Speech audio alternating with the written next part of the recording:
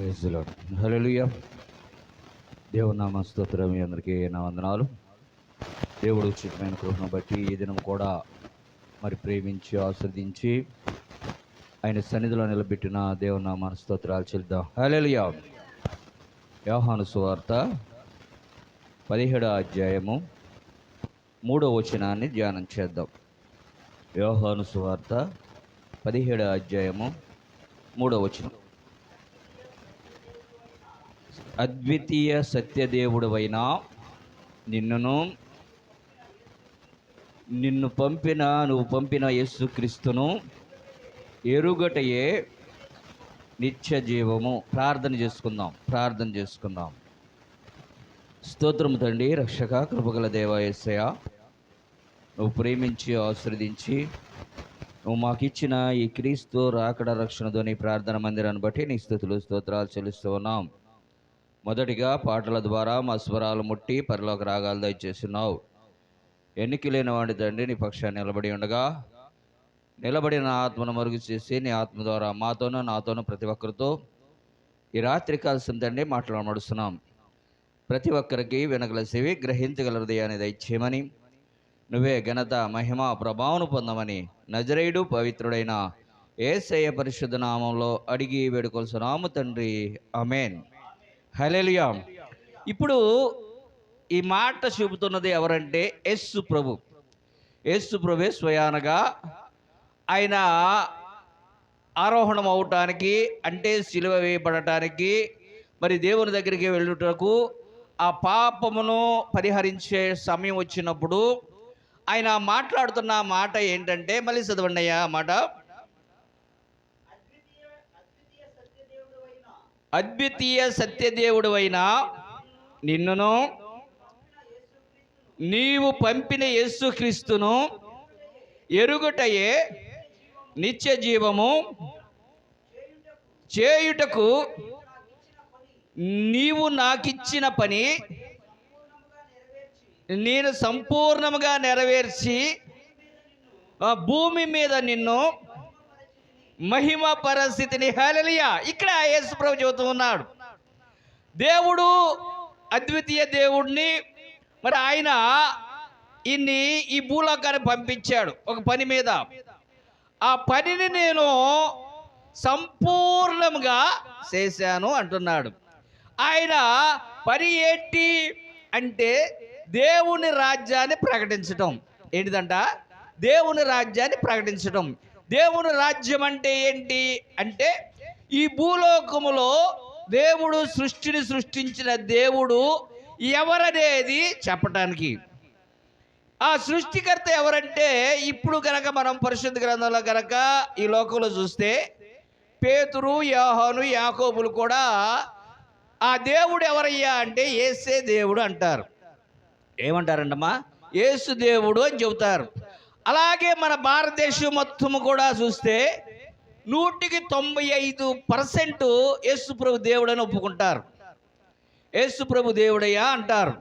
ఎందుకంటే వీరు అనేకమైన, అంటే చెట్లకు కానీ, పుట్లకు కానీ, రాయలకు కానీ, ఇలాంటి వాటికి అనేక మందికి ఈయనే దేవుడని చెప్పేసి ఆరాధిస్తూ ఉంటారు. అలాగే ఇప్పుడు యేసు ప్రభు జీవిత చరిత్ర కనుక వారు చూసినప్పుడు ఆ యేసు ప్రభు చరిత్ర ఎలా కనబడుతుందంటే, కుంటోళ్ళని నడిపించాడు, గుడ్డోళ్ళకి చూపినిచ్చాడు, అలాగే ఆ అద్భుత కార్యాలు అనేకమైన చేశారు. కుష్ఠరోగుల్ని స్వస్థపరిచాడు, పక్షివాతము ఆయన్ని లేపేవాడు. ఇంత గొప్ప కార్యము చేసిన వాడు దేవుడు కాక ఏమై ఉంటాడు? దేవుడు గారే ఆరాధిస్తారు. అయితే అపోస్తుడైన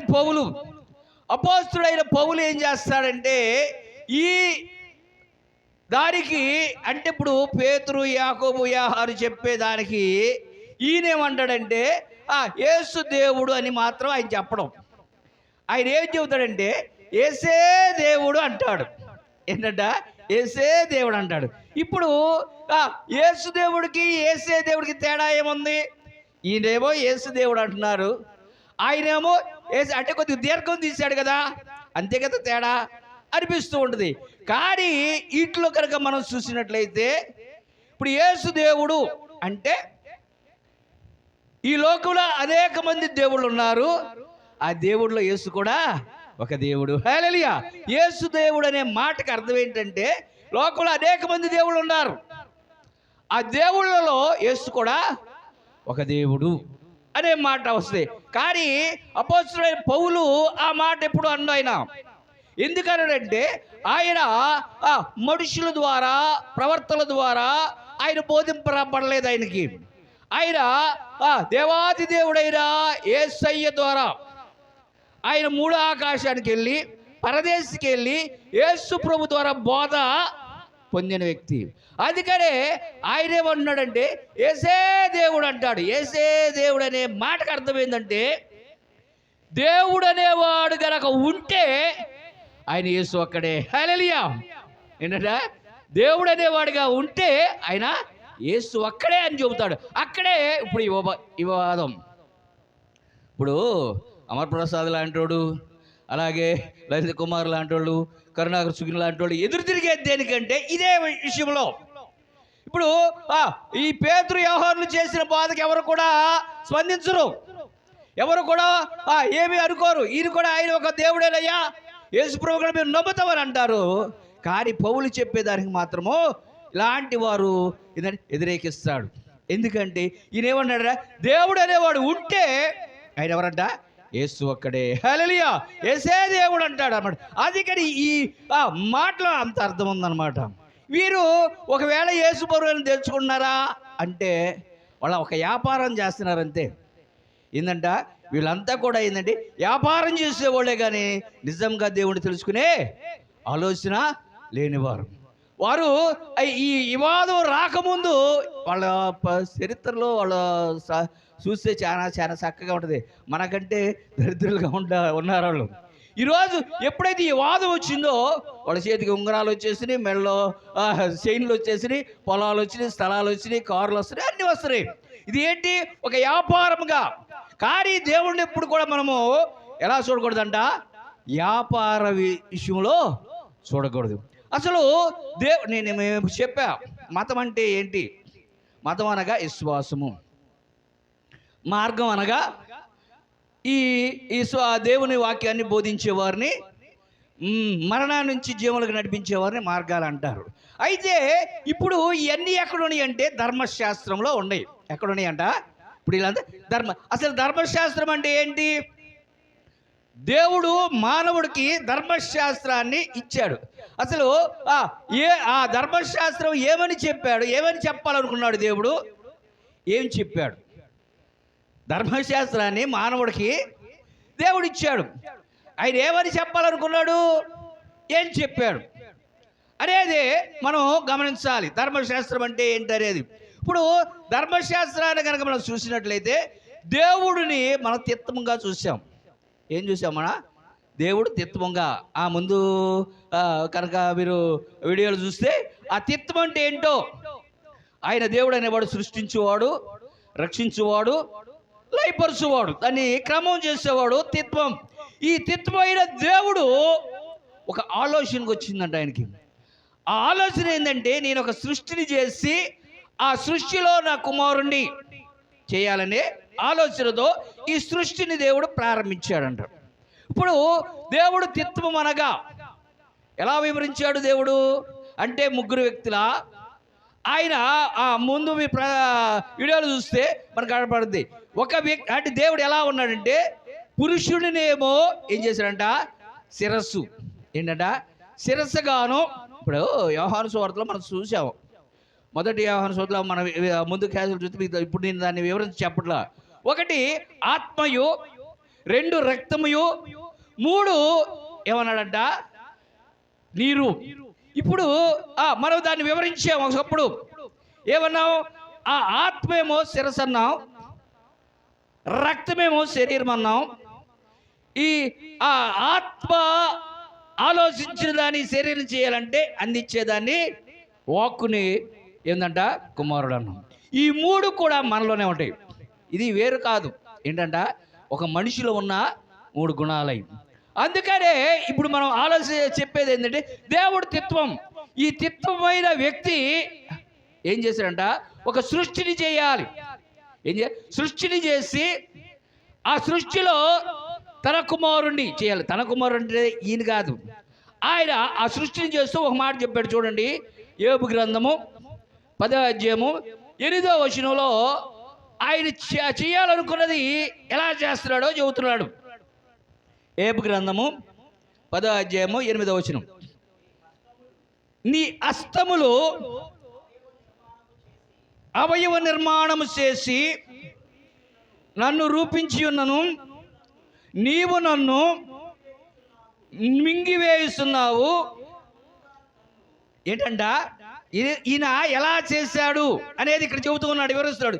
జిగటి మన్నుగా ఉన్న నన్ను నీవు నిర్మించితివి, ఆ సంగతి జ్ఞాపకము చేసుకొనుము.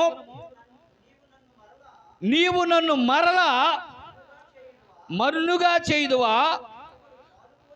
ఒకడు పాలు పోసినట్లు నన్ను పోసితివి కదా. జున్నుగడ్డ ఒకడు పేరబెట్టినట్లు నీవు నన్ను పేరబెట్టితివి కదా. చర్మముతోను మాంసముతోను నీవు నన్ను కప్పితివి, ఎముకలతోను నరములతోను నన్ను స్పందించినవి. హాలని చాలు. ఇప్పుడు ఈ మనిషిని ఎలా చేశాడంట? జిగటమట్టిగా ఇదంట. పాలు ఎలా అయితే జున్ను ఇప్పుడు వేస్తారు చూసావా? ఇప్పుడు మనం కనుక ఏమైనా శాక్ పీసులు అలాంటి ఏ బొమ్మలు చేయాలంటే అట్లా అట్ట పేరబెట్టి అట్ట మనిషిని చేశాడంట.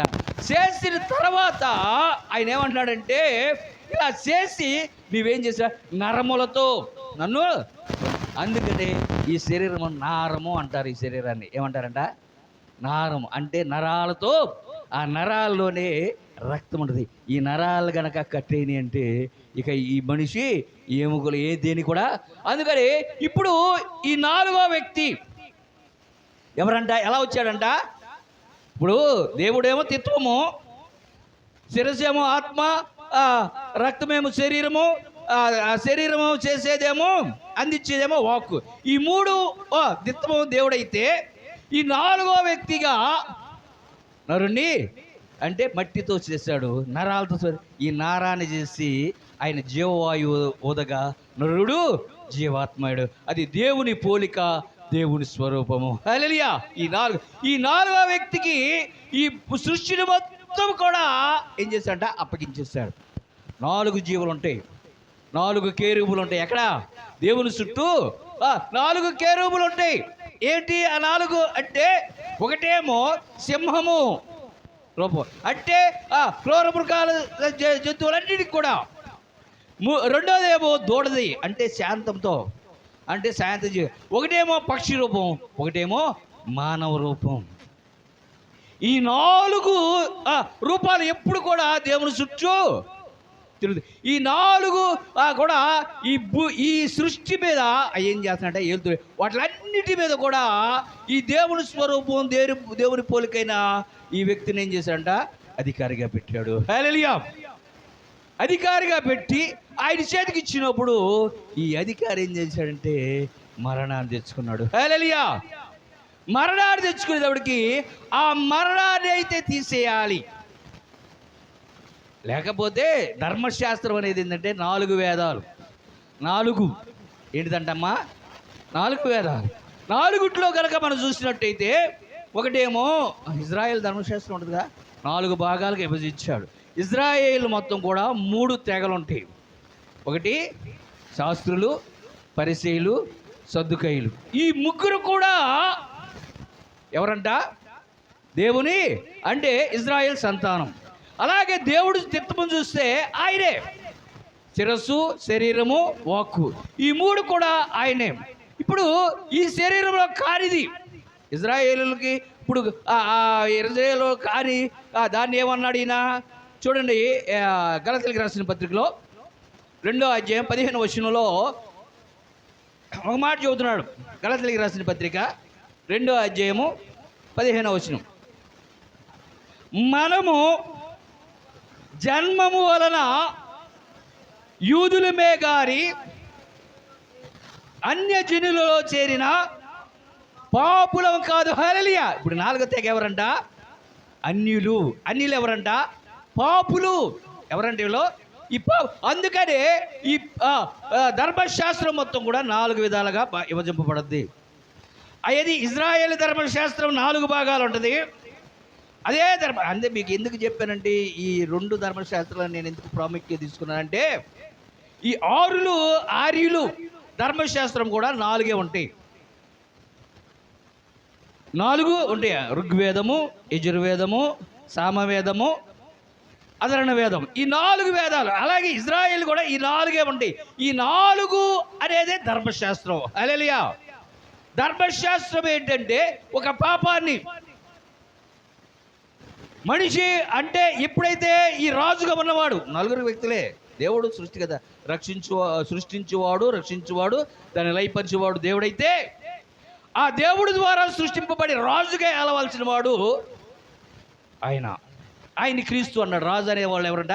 క్రీస్తుగా రావాలి. ఈ 4 మీదే ఈ ధర్మశాస్త్రము ఆధారపడి ఉంది. అయితే ఈ 4వ వ్యక్తి అయిన ఈ రాజు ఏం చేస్తారంటే మరణాన్ని తెచ్చుకున్నాడు. ఇప్పుడు ఆ మరణాన్ని తీసేయడానికి ఇంకో వ్యక్తి రావాల్సి వచ్చింది. హల్లెలూయా. అందుకనే యేసు ప్రభువు మాట్లాడుతున్నాడు చూడండి. మత్తయి సువార్త 18వ అధ్యాయము 20వ వచనంలో.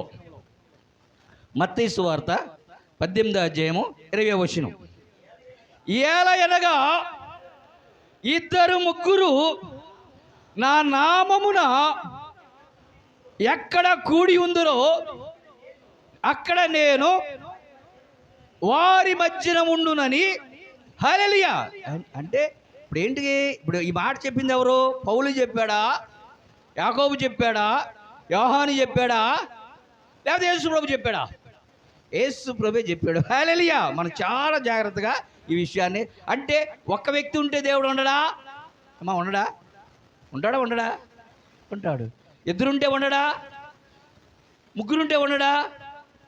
మరి ఇంత ఉండేవాడు ప్రత్యేకంగా 2-3 నా నామమును కూడితే నేను ఉంటానని ఎందుకు చెబుతున్నాడు? చాలా జాగ్రత్తగా దీన్ని ఆలోచన చేయాలి. ఇప్పుడు 2-3 ప్రత్యేకంగా చెప్పాడు దాన్ని. అక్కడే నేను ఉంటా. ఒక్కడు ఉంటే ఉంటాడా అంటే మనం అనుకుంటే సరిపోదు. ఉండనంటున్నాడు ఆయన అక్కడ. ఇప్పుడు 2-3 ఉన్న చోట నేను ఉంటానంటున్నాడు. కానీ ఒక్కడున్న చోట ఉంటానని చెప్పట్లేదు, 2 ఉన్న చోట ఉంటానని చెప్పట్లేనా? ఎవరు ఈ 2-3? ఎవరు ఈ 2-3 అంటే ఇప్పుడు ఒక మాట చూస్తున్నాడు చూడండి. ఆదికాండము 18వ అధ్యాయము 1వ వచనం. ఆదికాండము 18వ అధ్యాయము 1వ వచనం. మరియు మమ్రే దగ్గరనున్న సింధూర వనములో అబ్రహాము ఎండవేళ గుడారపు ద్వారమందు కూర్చొని ఉన్నప్పుడు యెహోవా అతడికి కనబడెను. అతడు కన్నులెత్తి చూసినప్పుడు మనుషులు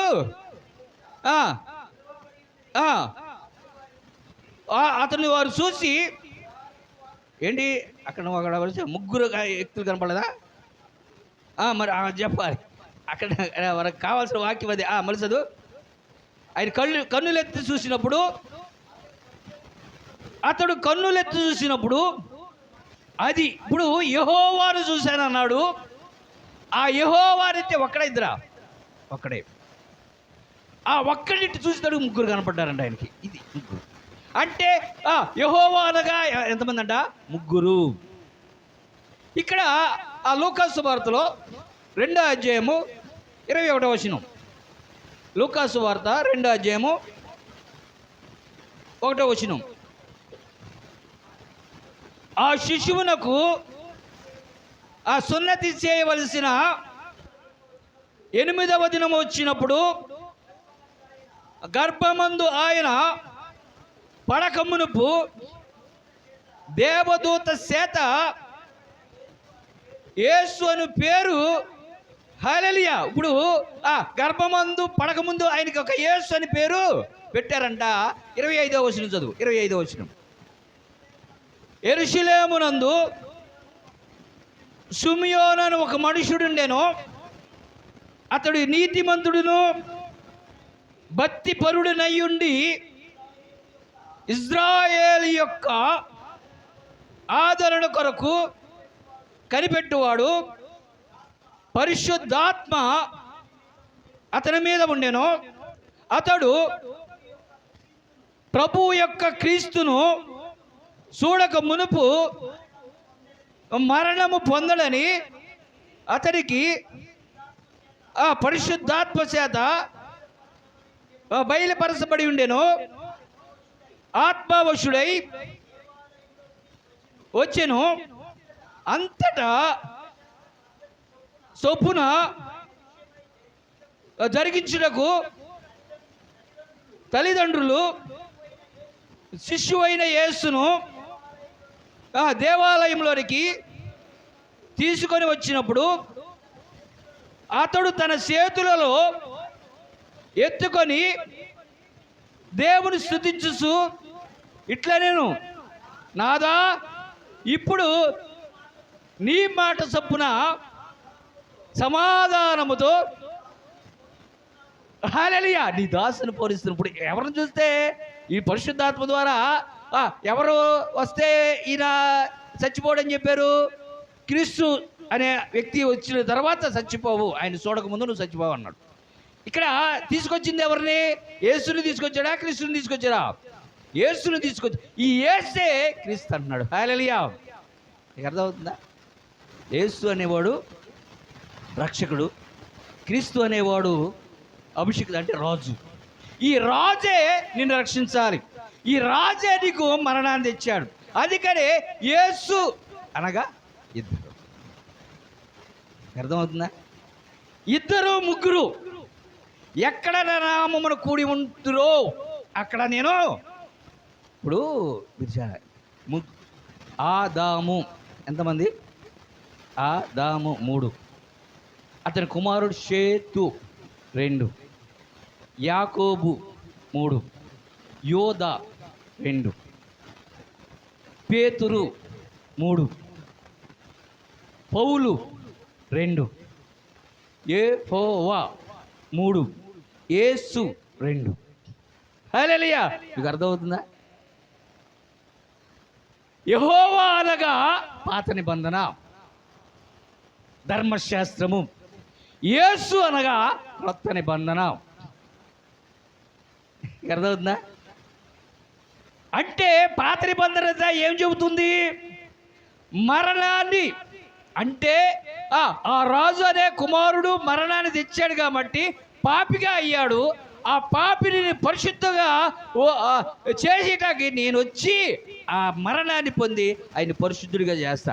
ఆ పరిశుద్ధుడిగా వచ్చేంతవరకు కూడా మీరు ఎడ్ల ఎక్కయు ఆ మేకల ఎక్కయు వీటి రక్తాన్ని మీరు చిందించండి. హల్లెలూయా. అది ధర్మశాస్త్రం చెబుతుంది. 4 వేదాలు చెప్పే మాట అదే. ఎప్పుడైతే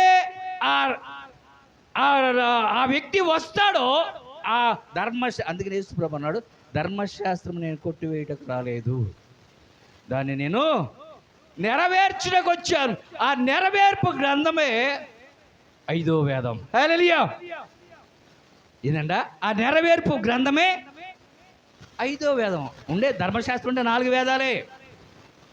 ఆ 4 వేదాలు నెరవేర్చినప్పుడు అది 5వ వేదంగా ఉంది. దాన్ని కొత్త నిబంధన అన్నారు. ఎక్కడ ఎవరు అన్నారు ఆ మాట? ఇజ్రాయేలు ధర్మశాస్త్రంలో. ఎక్కడమ్మా? ఇజ్రాయేలు ధర్మశాస్త్రంలో. అదే ఆర్యుల ధర్మశాస్త్రంలో కనుక మనం చూస్తే 4 వేదాలు ఉన్నాయి.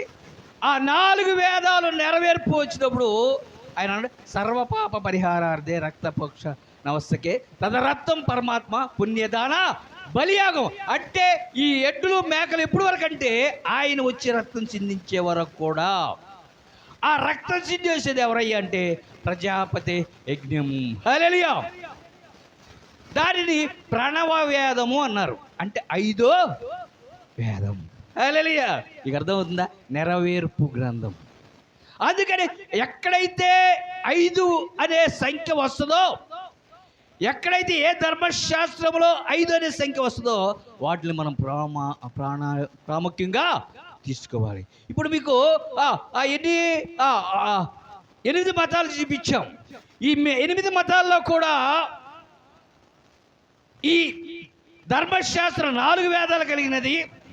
ఆ 4వ వేదంలో ప్రణవ వేదం, 5వ వేదం కలిగినది మనకి ఈ రెండు గ్రంథాలే కనపడతాయి. వీటిల్నే మనం ఏం చేస్తున్నామంట, ధర్మశాస్త్రము అంటున్నాం. హల్లెలూయా. ఇక మతాల గురించి వాటి గురించి నేను చెప్పను, ఆల్రెడీ చెప్పేసే మీకు. కావాలంటే ముందు వీడియోలో ఉంటాయి. ఇప్పుడు ధర్మశాస్త్రం అంటే ఏంటిదో చెబుతున్నాం.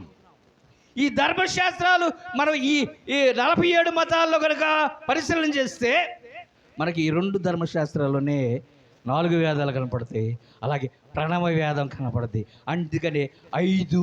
హల్లెలూయా. ఏంటంటే యేసు ప్రభు చెప్తాను, 2-3 ఎక్కడ కూడి ఉంటే అక్కడ నేను ఉంటానంటే మనుషులుగా చెప్పింది ఆయన. ఈ రోజున చాలా గమనించాలి. 2-3 కూడి ఉంటున్నారా? ధర్మశాస్త్రము మాకు సంబంధం లేదండి, మాకు పునరుద్ధానమే అని. ఇప్పుడు క్రైస్తవులంతా యేసుప్రభుని నమ్ముతారా, యెహోవాను నమ్ముతారా? యేసుప్రభుని నమ్ముతారు, యెహోవాతో మాకు పర్లేదు. ఇప్పుడు ధర్మశాస్త్రం అన్నాడు యెహోవా సాక్షులు, శవంతుడి వాళ్ళు యేసుని నమ్ముతారా? నమ్మరు. అంటే విడిపోతున్నారు అంతే కదా.